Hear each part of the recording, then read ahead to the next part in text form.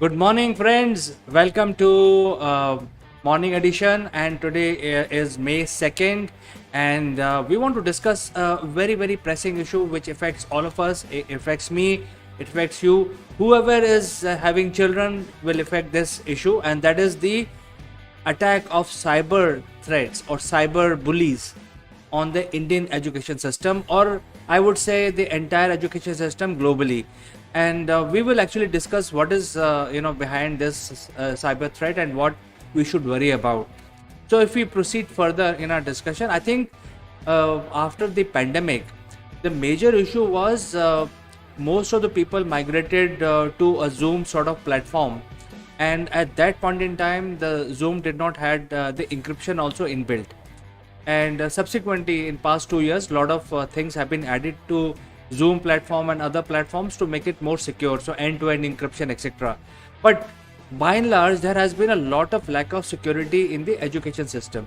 What is happening today, that the schools, even though they have ERPs, but they have not invested in a secure system, and ERP is merely being used as a platform where they can just see their scores and look at their timetable, etc.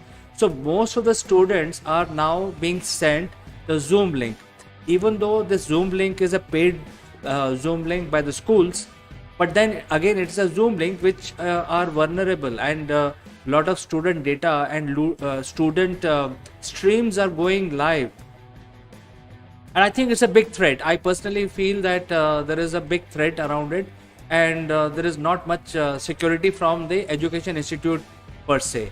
So I think this is where the whole problem lies, where the Zoom can be enabled only by a Gmail, and then Gmail accounts are basically the adult accounts basically, and if you create a juvenile account which is below 16, then there is a whole lot of process to create a juvenile account. So most of the parents have given their email IDs to access Zoom sessions for education to their children. I think that is where the security lapse is, and at the same time parents are not able to enable the parental control, because they are using their email ID, etc., to access the Zoom.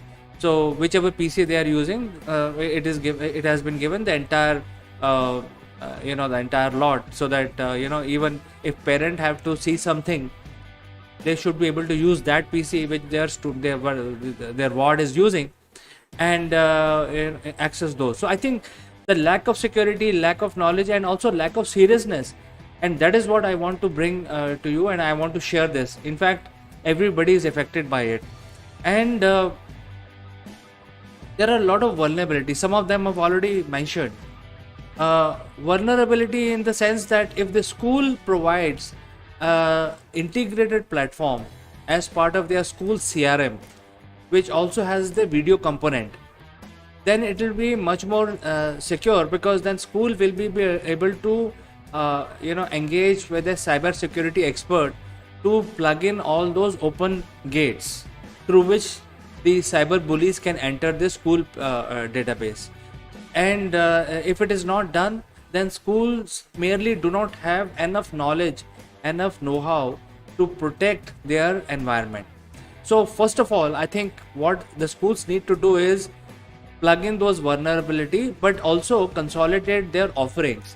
So they have all the timetable, the school timetable, the curriculum, and what teachers will do, and what students will do, what kind of activities they will get into, and how the video rendering will be provided, how each classroom in an online format will be formatted, and what additional features will be provided. So these are the things which they have to integrate in their school CRM. And I'm not surprised. I think even the biggest of the biggest schools have not invested. They are using these freewares, even though they are charging hefty fee from their parent, and they are not investing enough to the online platform and online education. And since everybody is getting online, the the video platform has usage has gone through the roof basically. And that is where the whole issue is, that the schools need to upgrade their system, need to provide the entire system based on a login ID, which is again encrypted, and also SSL layer should be added to that login ID. So student login into the school ERP and access various services, including video services.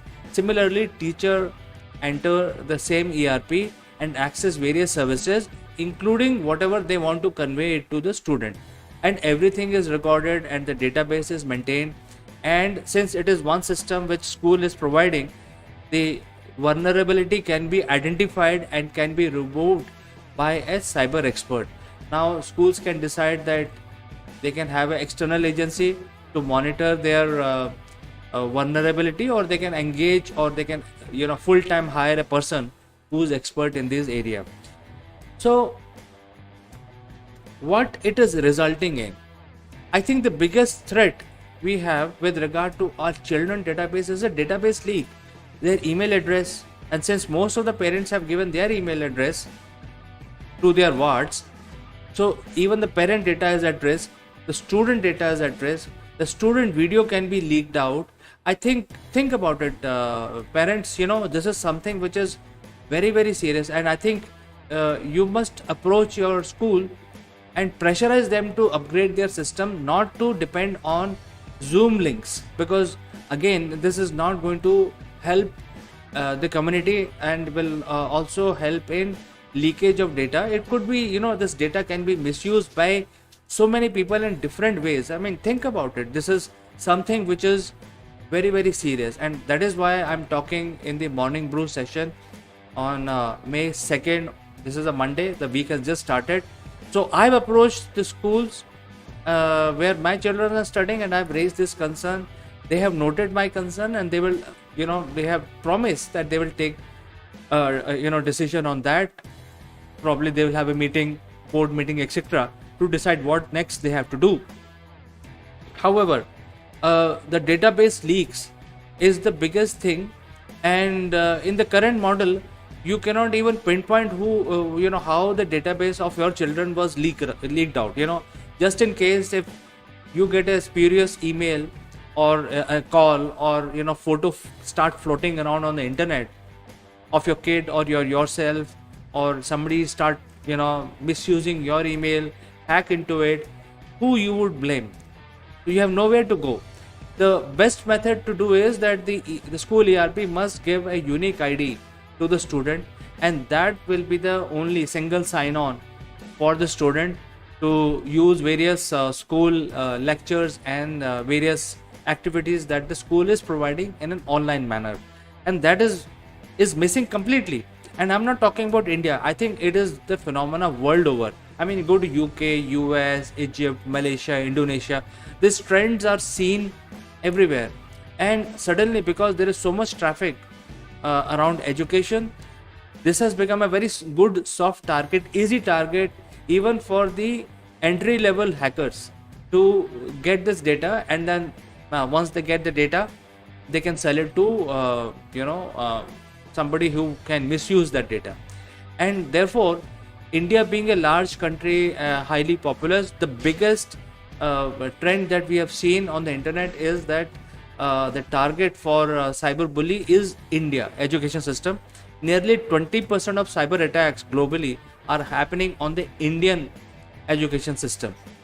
At the same time, the number 2 is US, and number 3 is Malaysia, and so on and so forth. So it is a global phenomena, and the schools must invest in this arena. Of course, that is what this is. I think it is our responsibility, collective responsibility, to protect our young ones and to protect ourselves. And cybersecurity is very big. I mean, believe it or not, this is the biggest thing that you may encounter in recent times, and as we proceed towards future. The most of the activities now getting online, and therefore the cyber security is also very, very important. You just cannot ignore it, just because you may feel that this is just a temporary issue, or you may feel that this is something which will go back to normal. It is not going back to normal. I mean, if you look at India, the fourth wave is just going to start. and schools, even though they have decided to allow students, but as far as the regulation goes by the state governments, the schools will allow only 10 students at a time. So I think the clarity is not there, and once you have an online medium, the online medium needs to be enhanced. It needs to get more features. It needs to get more secure. And if it is not happening, then we are sitting on a very dangerous ground where the data can be misused, can be can reach in wrong hands, and then you will have a threat around you. Your email IDs can be hacked, your bank accounts can be hacked, your passwords can be stolen, your pictures can be misused on the internet. And therefore, this is something which I thought I will talk in the morning brew. Do share your thoughts. Let me know what do you think about this issue. Do you think this is a very pressing issue? I'd like to know from you. And as always, thanks for watching, and I will meet you tomorrow morning again in Morning Brew. Until then, bye bye.